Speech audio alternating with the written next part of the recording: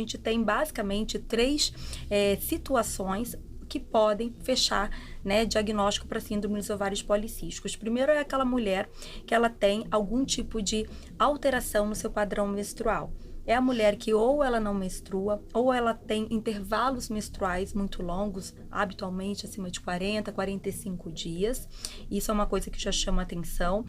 A outra coisa é quando ela tem sintomas do aumento do hormônio masculino, então isso pode se dar através de acne, presenças excessivas de pelo, oleosidade excessiva, aumento de queda de cabelo, ou através do exame laboratorial do aumento da testosterona e seus marcadores. E por último, a gente pode ter alteração de fato na forma de um dos ovários, pelo menos, que é quando a gente tem um aumento de mais de 10 centímetros do volume ovariano ou mais que 20 folículos, segundo os últimos critérios. Então, desses três que eu falei, se a gente tiver pelo menos 2 critérios positivos, acaba, né, que a gente fecha o diagnóstico para síndrome dos ovários policísticos e é onde a gente vai precisar, de fato, merecer uma atenção especial para mudar a vida, já que é uma doença metabólica, endócrina e reprodutivamente que pode estar afetando. Então, mas na verdade a síndrome de ovário policístico, você falou um pouquinho, né, de como a gente faz diagnóstico, mas por que ela acontece?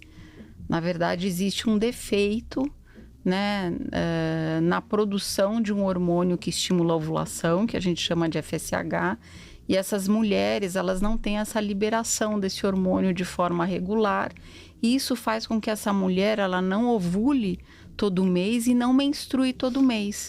E é por isso que ela tem esses períodos, essa menstruação irregular, né? Então, efetivamente, isso pode se dar por várias causas. Então, eu queria que você falasse um pouquinho dessas diferenças em relação a uma mulher magrinha, uma obesa.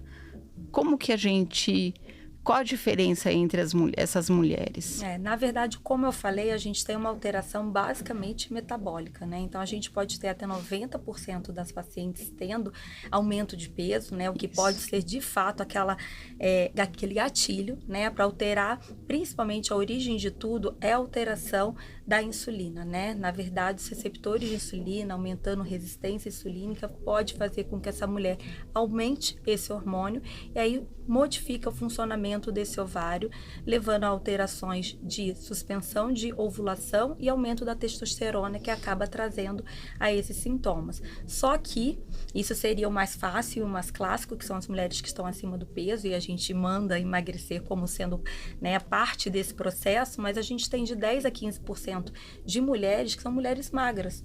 E aí é que está o grande desafio, né? Você não manda magra emagrecer, mas que também tem que ser muito bem avaliado através de principalmente um exame de bioimpedância, porque no Brasil a gente tem muitas mulheres falsas magras. Então, onde a gente pode pegar aquela mulher com um IMC adequado, mas que muitas vezes tem uma alta taxa de gordura e que pode estar levando a toda essa alteração metabólica. Então, a gente tem mulheres magrinhas e mulheres gordinhas, né? Que podem ter síndrome de ovário policístico. E o que leva essa mulher a ter isso? Então, fala um pouquinho pra gente em relação à infância, se há um problema genético, porque muita gente tem dúvida em relação a isso. Na verdade, a gente pode ter desde características até já deflagradas epigeneticamente intrauterino, né? Daquela mulher que já passou por alterações dentro do ventre materno. Então, a gente pode ter uma tendência genética, mas a gente também pode ter aqueles gatilhos que vão abrir esse quadro, né? Sendo um deles a questão do ganho de peso, mas também o estilo de vida, né? Um estilo de vida mais inflamatório, né? Que a gente fala sobre sedentarismo, sobre o tipo de alimentação rico em açúcares, em gorduras trans, a má qualidade do sono. Então, todas essas coisas podem ser aquela situação onde a mulher ela acaba deflagrando.